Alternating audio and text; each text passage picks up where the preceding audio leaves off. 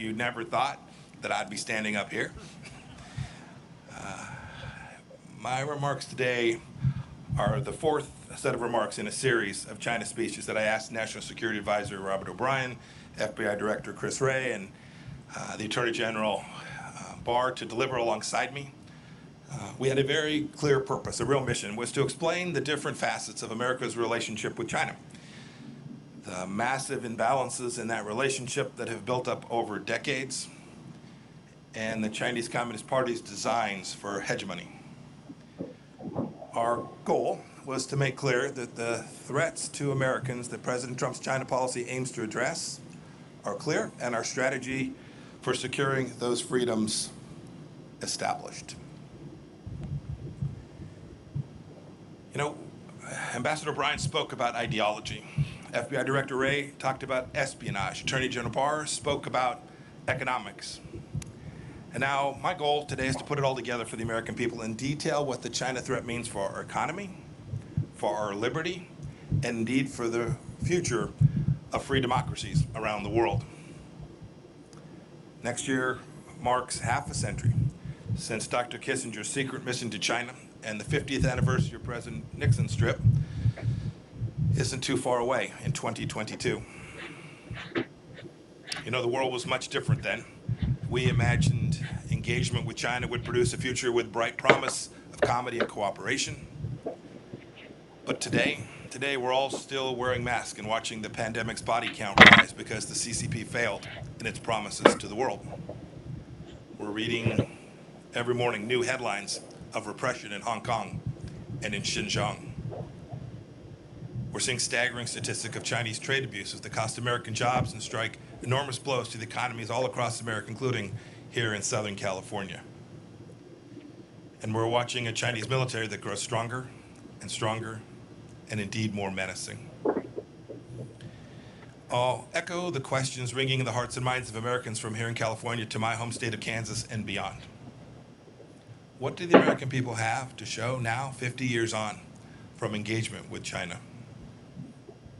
Did the theories of our leaders that proposed Chinese evolution towards freedom and democracy prove to be true? Is this China's definition of a win-win situation? And indeed, centrally, from Secretary of State's perspective, is America safer? Do we have a greater likelihood of peace for ourselves and peace for the generations which will follow us? Look, we have to admit a hard truth. We must admit a hard truth that should guide us in the years and decades to come. That if we want to have a free 21st century and not the Chinese century of which Xi Jinping dreams, the old paradigm of blind engagement with China simply won't get it done. We must not continue it, and we must not return to it. As President Trump has made very clear, we need a strategy that protects the American economy and indeed our way of life. The free world must triumph over this new tyranny. Now, before I seem too eager to tear down President Nixon's legacy, I want to be clear that he did what he believed was best for the American people at the time, and he may well have been right. He was a brilliant student of China, a fierce Cold Warrior, and a tremendous admirer of the Chinese people, just as I think we all are. He deserves enormous credit for realizing that China was too important to be ignored, even when the nation was weakened because of its own self-inflicted communist brutality. In 1967, in a very famous foreign affairs article, Nixon explained his future strategy. Here's what he said. He said, taking the long view, we simply cannot afford to leave China forever outside of the family of nations. The world cannot be safe until China changes. Thus, our aim, to the extent we can, we must influence events. Our goal should be to induce change. And I think that's the key phrase from the entire article, to induce change. So with that historic trip to Beijing, President Nixon kicked off our engagement strategy. He nobly sought a freer and safer world, and he hoped that the Chinese Communist Party would return that commitment. As time went on, American policymakers increasingly presumed that as China became more prosperous, it would open up, it would become freer at home, and indeed present less of a threat abroad, be friendlier. It all seemed, I am sure, so inevitable. But That age of inevitability is over. The kind of engagement we've been pursuing has not brought the kind of change inside of China that President Nixon had hoped to induce. The truth is that our policies and those of other free nations resurrected China's failing economy only to see Beijing bite the international hands that were feeding it. We opened our arms to Chinese citizens only to see the Chinese Communist Party exploit our free and open society. China sent propagandists into our press conferences, our research centers, our high schools, our colleges, and even into our PTA meetings. We marginalized our friends in Taiwan, which later blossomed into a vigorous democracy. We gave the Chinese Communist Party and the regime itself special economic treatment, only to see the CCP insist on silence over its human rights abuses as the price of admission for Western companies entering China. Ambassador Bryant ticked off a few examples just the other day. Marriott, American Airlines, Delta, United all removed references to Taiwan from their corporate websites so as not to anger Beijing. And Hollywood, not too far from here, the epicenter of American creative freedom and self-appointed arbiters of social justice, self-censors even the most mildly unfavorable reference to China. This corporate acquiescence to the CCP happens all over the world too. And how has this corporate fealty worked? Is its flattery rewarded? I'll give you a quote from the speech that General Barr gave, Attorney General Barr. In his speech last week, he said that the ultimate ambition of China's rulers isn't to trade with the United States, it is to raid the United States. China ripped off our prized intellectual property and trade secrets, causing millions of jobs all across America. It sucked supply chains away from America and then added a widget made of slave labor. It made the world's key waterways less safe for international commerce. President Nixon once said he feared he had created a Frankenstein by opening the world to the CCP. And here we are. Now, people of good faith can debate why free nations allowed these bad things to happen for all these years. Perhaps we were naive about China's virulent strain of communism, or triumphalists after our victory in the Cold War, or cravenly capitalist, or hoodwinked by Beijing's talk of a peaceful rise. Whatever the reason, today China is increasingly authoritarian at home and more aggressive in its hostility to freedom everywhere else. And President Trump has said enough. I don't think many people on either side of the aisle dispute the facts that I've laid out today. But even now, some are insisting that we preserve the model of dialogue for dialogue's sake. Now, to be clear, we'll keep on talking, but the conversations are different these days. I traveled to Honolulu now just a few weeks back to meet with Yang Jiechi. It was the same old story. Plenty of words, but literally no offer to change any of the behaviors. Yang's promises, like so many the CCP made before him, were empty. His expectations, I surmise, were that I'd cave to their demands, because frankly, this is what too many prior administrations have done. I didn't, and President Trump will not either. As Ambassador O'Brien explained so well, we have to keep in mind that the CCP regime is a Marxist-Leninist regime. General Secretary Xi Jinping is a true believer in a bankrupt totalitarian ideology. It's this ideology that informs his decades-long desire for global hegemony of Chinese communism. America can no longer ignore the fundamental political and ideological differences between our countries, just as the CCP has never ignored them.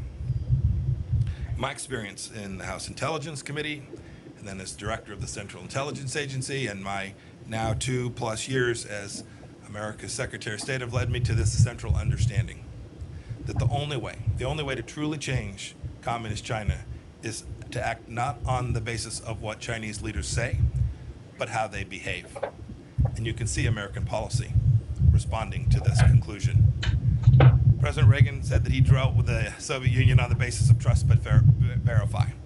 When it comes to the CCP, I say we must distrust and verify. We We, the freedom-loving nations of the world, must induce China to change, just as President Nixon wanted. We must induce China to change in more creative and assertive ways because Beijing's actions threaten our people and our prosperity. We must start by changing how our people and our partners perceive the Chinese Communist Party. We have to tell the truth. We can't treat this incarnation of China as a normal country just like any other. We know that trading with China is not like trading with a normal law-abiding nation. Beijing threatens international agreements treats international agreements as suggestions, as conduits for global dominance. But by insisting on fair terms, as our trade representative did when he secured our Phase 1 trade deal, we can force China to reckon with its intellectual property theft and policies that harmed American workers. We know, too, that doing business with a CCP-backed company is not the same as doing business with, say, a Canadian company. They don't answer to independent boards, and many of them are state-sponsored and so have no need to pursue profits. A good example is Huawei. We stopped pretending Huawei is an innocent telecommunications company just showing up to make sure you can talk to your friends. We've called it what it is, a true national security threat, and we've taken action accordingly. We know, too, that if our companies invest in China, they may wittingly or unwittingly support the Communist Party's gross human rights violations. Our Departments of Treasury and Commerce have thus sanctioned blacklisted Chinese leaders and entities that are harming and abusing the most basic rights for people all across the world.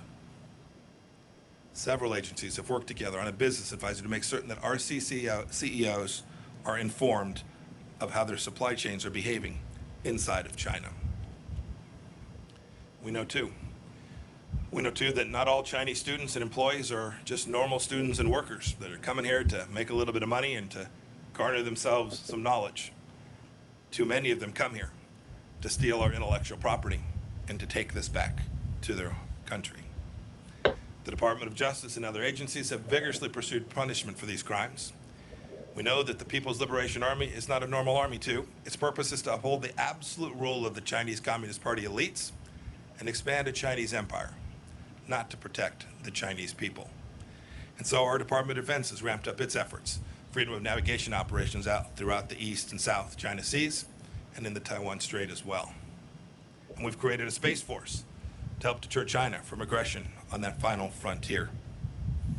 And so too, frankly, we've built out a new set of policies at the State Department dealing with China, pushing President Trump's goals for fairness and reciprocity to rewrite the imbalances that have grown over decades.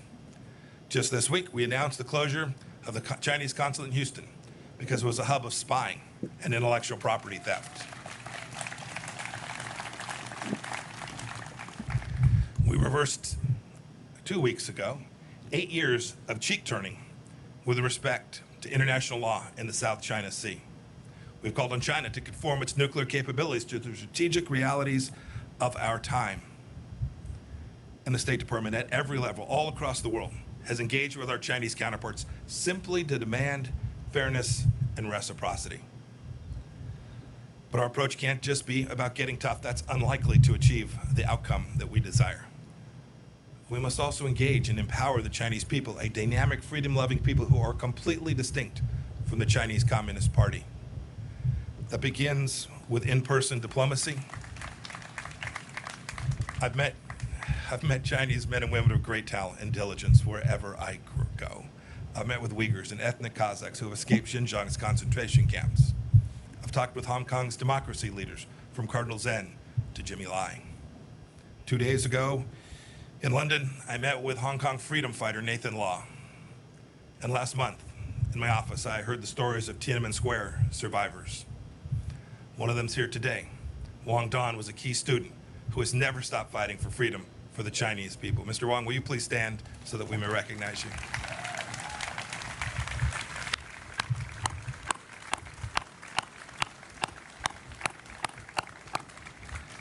Also with us today is the father of the Chinese democracy movement, Wei Jinsheng. He spent decades in Chinese labor camps for his advocacy. Mr. Wei, will you please stand?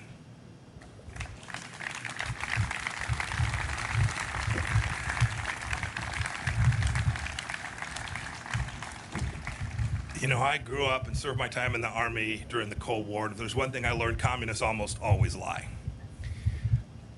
The biggest lie that they tell is to think that they speak for 1.4 billion people who are surveilled, oppressed, and scared to speak out. Quite the contrary, the CCP fears the Chinese people's honest opinions more than any foe. And save for losing their own grip on power, they have no reason to. Just think how much better off the world would be, not to mention the people inside of China, if we had been able to hear from the doctors in Wuhan and they'd been allowed to raise the alarm about the outbreak of a new and novel virus. For too many decades, our leaders have ignored, downplayed the words of brave Chinese dissidents and warned us about the nature of the regime we're facing, and we can't ignore it any longer. They know as well as anyone that we can never go back to the status quo. But changing the CCP's behavior cannot be the mission of the Chinese people, and free nations have to work to defend freedom. It's the furthest thing from easy. But I have faith we can do it. I have faith because we've done it before. We know how this goes. I have faith because the CCP is repeating some of the same mistakes that the Soviet Union made. Alienating potential allies, breaking trust at home and abroad, rejecting property rights and predictable rule of law. I have faith because of the awakening I see among other nations that know we can't go back to the past in the same way that we do here in America. I've heard this from Brussels to Sydney to Hanoi. And most of all, I have faith we can defend freedom because of the sweet appeal of freedom itself. Look at the Hong Kongers clamoring to emigrate abroad as the CCP tightens its grip on that proud city. They wave American flags. It's true. There are differences. Unlike the Soviet Union, China is deeply integrated into the global economy. But Beijing is more dependent on us than we are on them.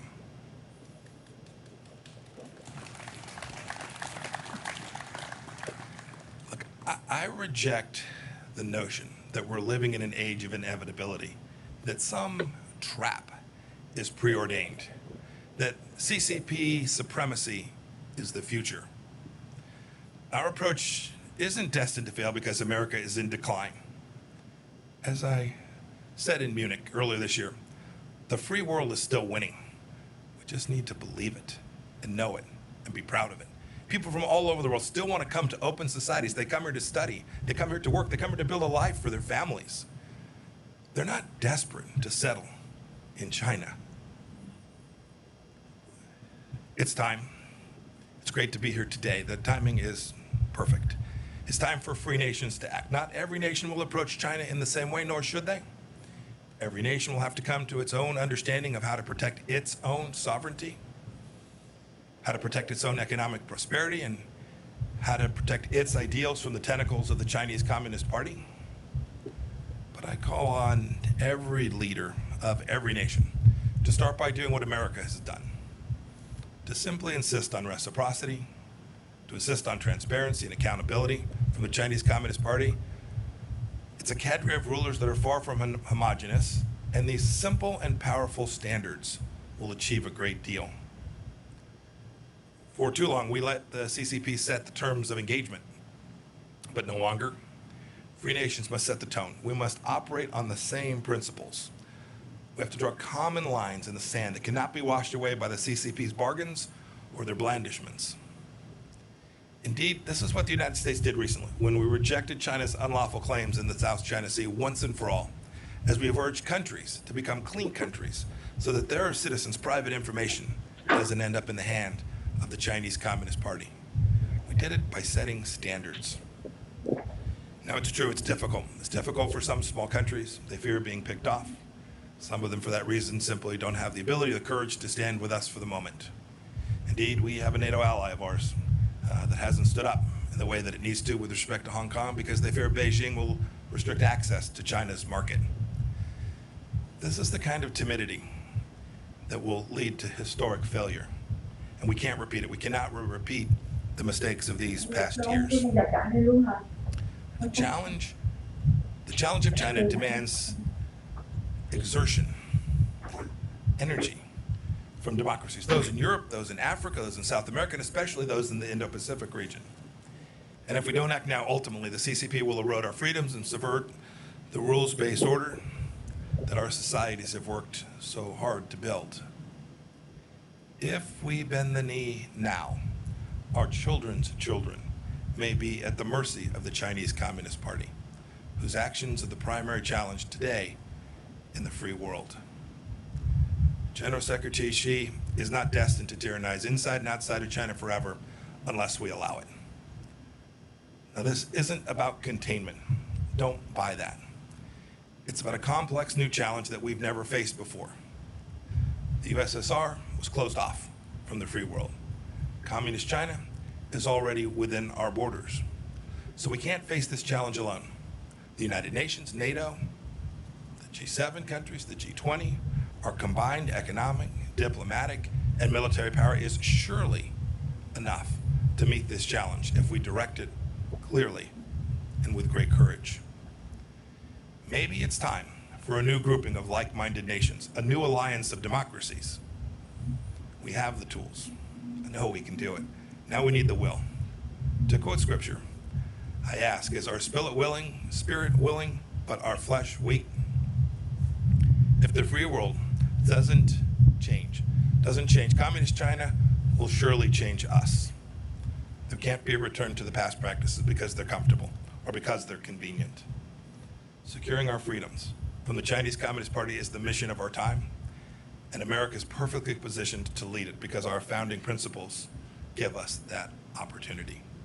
As I explained in Philadelphia last week, staring at Independence Hall, our nation was founded on the premise that all human beings possess certain rights that are unalienable, and it's our government's job to secure those rights.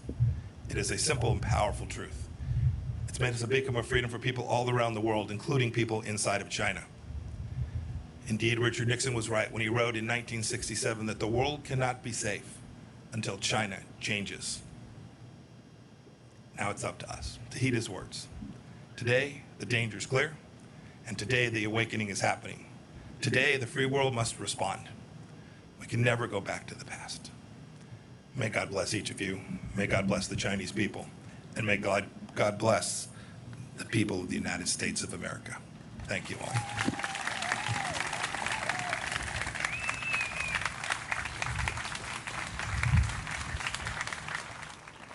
Thank you, Mr. Secretary.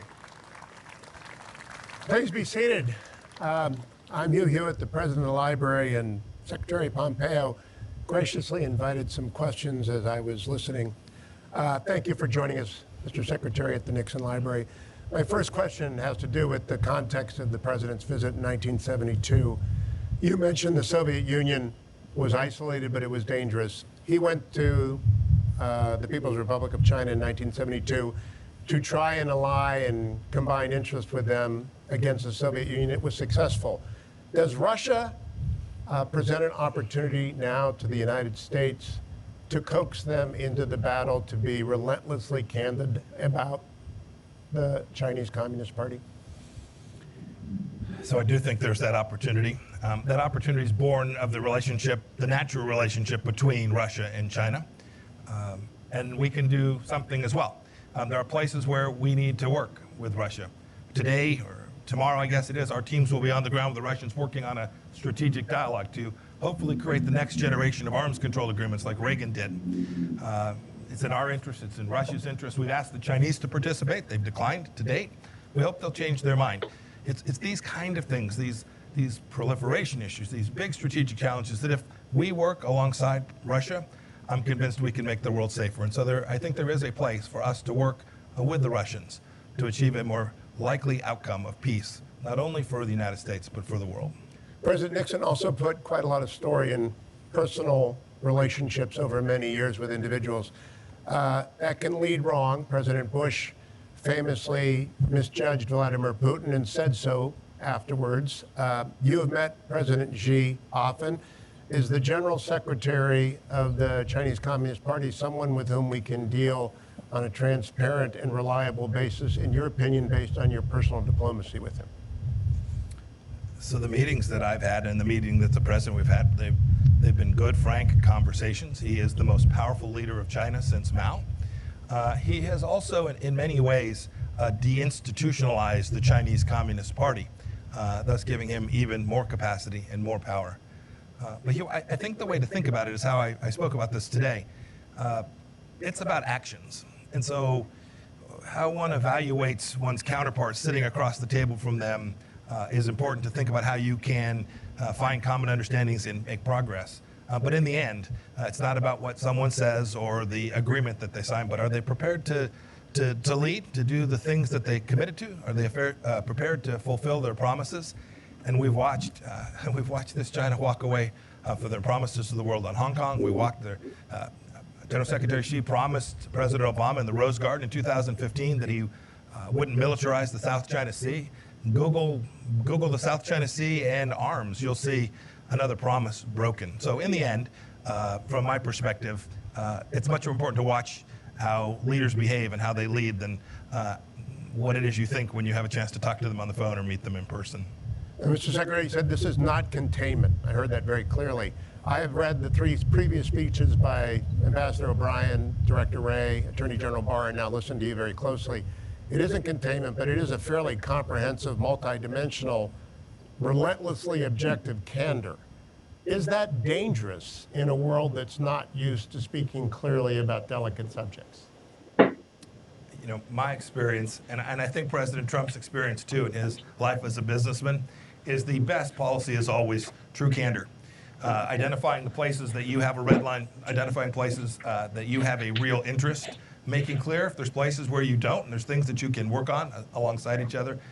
I think the real danger comes from misunderstandings and miscommunication and the failure to be honest about the things that matter to you, because others will move into that space and then conflict arises. I think the world is a heck of a lot safer when you have leaders who are prepared to be honest about the things that matter and prepared to talk about the things their nation is prepared to do to secure those interests.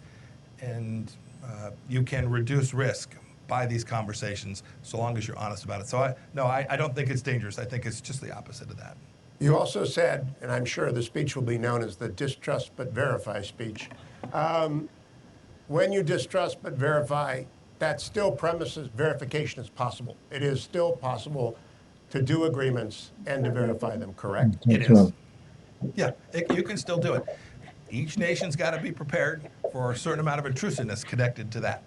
And it is not in the nature of communist regimes to allow transparency inside of their country. And so it's been done before. We had arms controls agreements with the Soviet Union that we got verification that was sufficient to ensure that we protected American interests. I believe we can do it again. I hope that we can do this on these. The Chinese Communist Party has several hundred nuclear warheads. This is a serious global power. And to the extent we can find common ground, a common set of understandings to reduce risk that there's ever a really bad day for the world, we ought to do it, and it's going to require agreement and verification.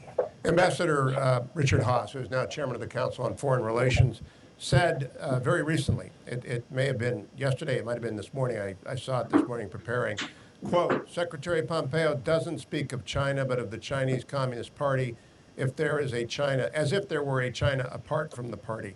This is meant to antagonize and make diplomacy impossible, quite a stance for America's chief diplomat to take unless his goal is to ensure diplomacy fails. Is that your goal?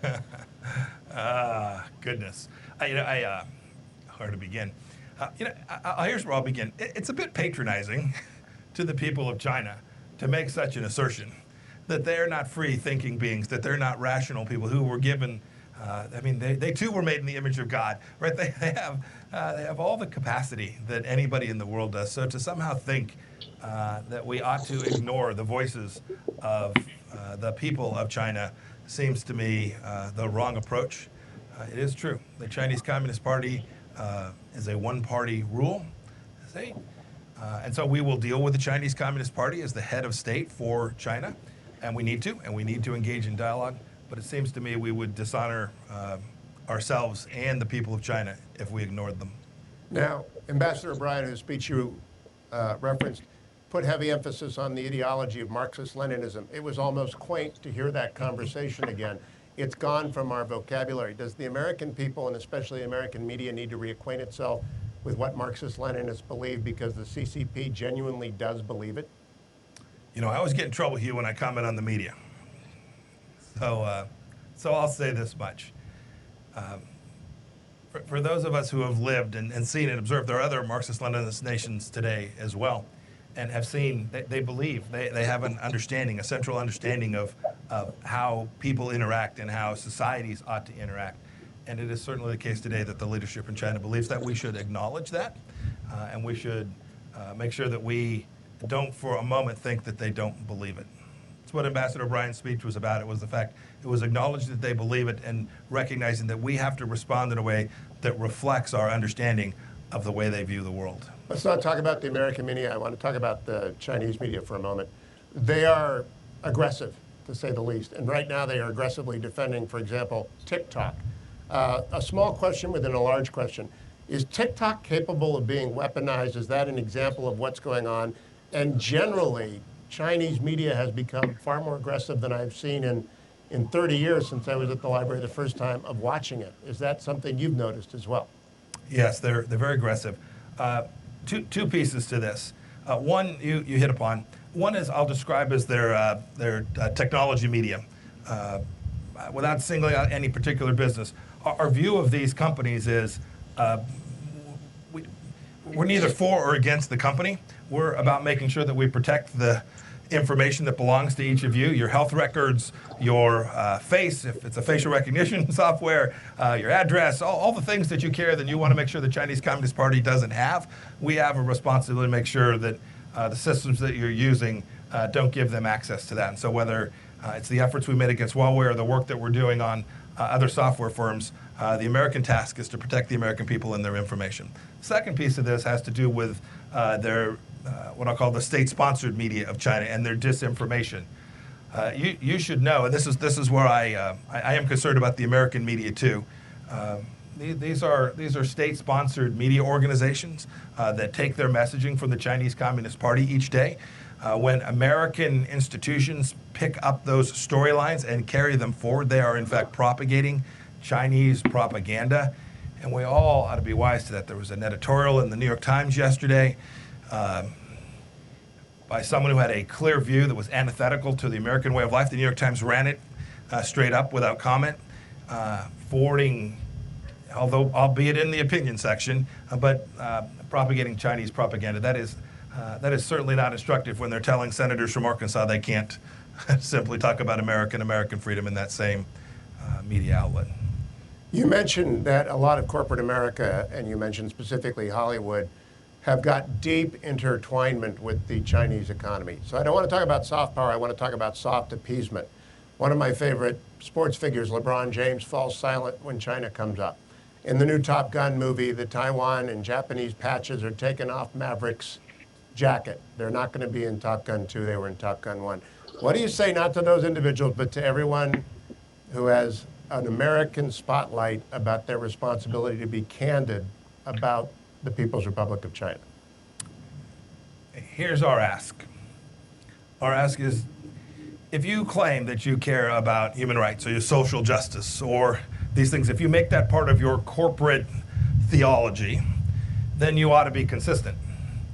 And you can't be consistent if you're operating there in China without talking about and acknowledging what the Chinese Communist Party is doing in certain parts of their country, the oppression that's taking place. Look, every business leader has got to make decisions for themselves. They've got to be able to live with the decisions that they make. You highlighted a few. I'd simply ask this. If you run an entity and the United States government were to tell you you couldn't do something, put a particular symbol in your movie or put a particular name on your menu, if we were to tell you that, you'd say, nope, that's not appropriate, and it, of course, would not be appropriate. It seems to me that if you permit the Chinese Communist Party to limit you in that way, it's got to be difficult for you to go home at night. Two more questions, Mr. Secretary. Because it is hot and it is warm, and everyone out here has been in the sun for a while. You're a West Point graduate, and as Governor Wilson noted, #1, so this might be tough for you, but we are like Athens was a naval power, America is a naval power, and as like Sparta is, China is a land power. Do we not have to change how we approach defense spending to put more emphasis on our naval resources than on our Army resources? Oh, that's tough for an Army guy to say. I know. That's just, you're killing me. Look, I'll leave to Secretary Esper the details of this, but here's what I can say. When President Trump set out our national security strategy early on in the administration, for the first time, we identified China in a way that was fundamentally different than we had done, this isn't partisan, for decades. That was important because that was a signal to all of us, whether it's the State Department or the Defense Department, that we need to reorient our assets. And so, yes, you've seen the Department of Defense to begin to do that. These are big things to turn. These budgets are multi-year. It takes a while. But if you look at how Secretary Esper and President Trump are positioning our military capabilities, not just the tactical, operational, and strategic capabilities, but our cyber capabilities, our space capabilities. If you look at how we're thinking about this and spending resources in year 2, 3, 4, and 5, I think you'll see that our focus has shifted pretty dramatically. It's not to say that our efforts to protect America from terrorism are behind us. We still have work to do there. But I think this great power challenge that presents itself is something that we have recognized, and we begin to make sure that we allocate your money, our taxpayer resources that we have, to the appropriate ends to achieve American security. My last question has to do with a former Secretary of State who was also an Army man, George Marshall. He gave a speech in 1947 at your alma mater, Harvard, in which he called on all the nations of the world to recognize that the world was in crisis and to choose a side. And he assured them in that famous address that if you chose the American side in asserting Europe, you could count on America. So as you make the appeal you did today, not just to Europe, where it's relatively easy to be outspoken, though Norway has found it not to be outspoken, but to Taiwan and Japan and Vietnam and all of the Australia, all of the nations of that region, can they rely on America in the way that people opposing the Soviet Union could rely on George Marshall's assurance in 1947? Undoubtedly. Undoubtedly, Hugh. The only thing I'll say is, this language of pick a side does make sense to me, but I think about picking a side differently than picking America or picking China. I think the sides, the division, the shirts and skins, if you will, is between freedom and tyranny. I think that's the decision that we're asking each of these nations to make. And here's the good news of this. The good news is it does take American leadership often in these cases. To your point, they need to know that America will be there for them. I've seen the tide turn. In just these 3.5 years of our administration, I've watched other nations have less timidity, become more prepared to stand up for their freedoms and for the freedoms of their people. We don't ask them to do this for America. We ask them to do it for their country and for their nation, the freedom and the independence, and to protect the rights of their people. And when we do that and we tell them that America will be there, I'm very confident in the end that this is a world that, with the hard work applied, will become one that is governed by a rules-based order, and the freedom of the American people will be secured. Mr. Secretary, thank you for joining us here today. Thank you. Please join me in thanking the Secretary. Thank you all.